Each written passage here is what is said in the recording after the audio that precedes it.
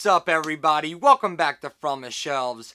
I'm Jamie, and today we're looking at the DC Collectables Batman from the Lee Bermejo series.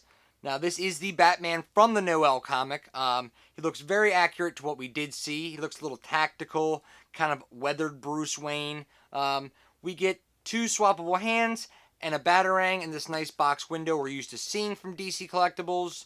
Now, if you like this figure and other DC Collectables, make sure to check out Big Bad Toy Store. I'll put the link in the description below. So without further ado, let's check them out. The Lee Bermejo Designer Series Batman from DC Collectables. Now, like I said, this is the Batman from the Noel comic. If you guys haven't read that yet, I highly suggest you do. It is a great read and a must-read for any Batman fan. But we're here to see if it actually stacks up to the comic book. So, without further ado, we will start with the paint first. Now, some key differences from the traditional looking Batman. As you can see, we don't get his traditional white eyes, or even the black painted rim eyes.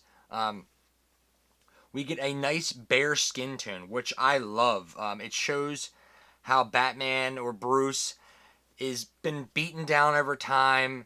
He's weathered, he's always tired from out fighting crime, and it really works well, especially with this small cowl. As you can see, we get some nice pink ridges or outlines to his eyes. It really signifies he's been burnt out and stuff like that, as well as we get some more kind of pink trimming and highlights on his face and his chin. For the paint on the body, we get your traditional gray look for Batman with a nice brown and black wash all throughout here. Really accentuates some of these creases and tactical look we get on Batman. We get it more down here into the pants.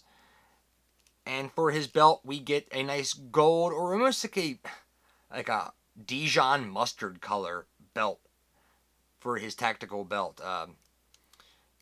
It's not really pliable. It is a soft rubber right here. Not much to that. I guess it's a nice paint with a nice black wash over it to highlight some details. Nothing real big right there.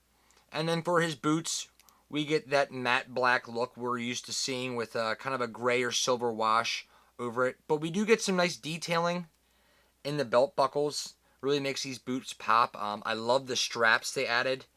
You get 4 straps all the way through this. It's a nice look. It looks very almost military in a way, but at the same time techy.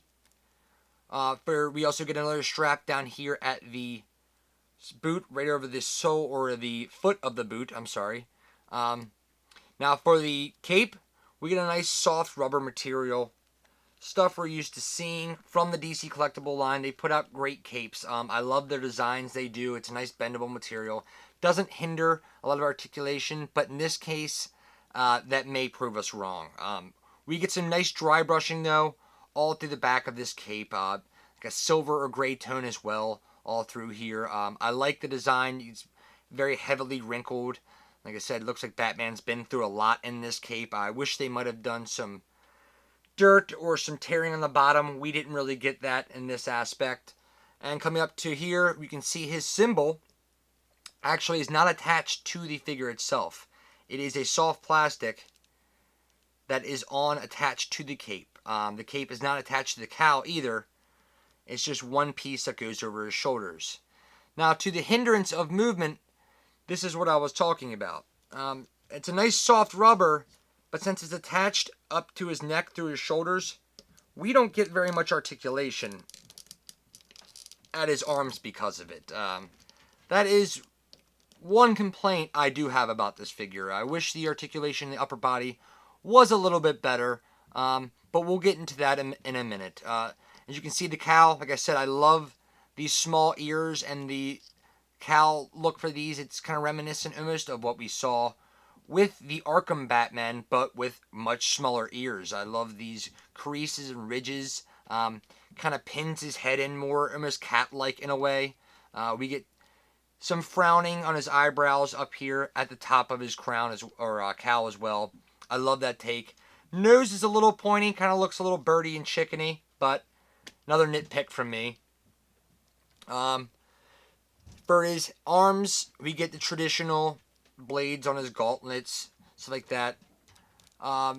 Little bit of mispaint on my area. Looks like someone got a some of that honey mustard streak onto his gauntlet, but yet again another nitpick. But yeah, guys, this is a greatly painted figure. I love the design of it as well. So DC Collectables is usually pretty good about their paint. You can see a little bit spotting right up in here, but for the most part, they tend to do a pretty good job.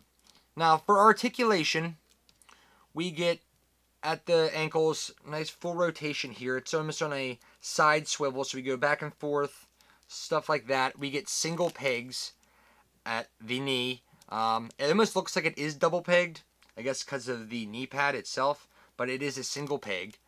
We get a thigh swivel up here as well.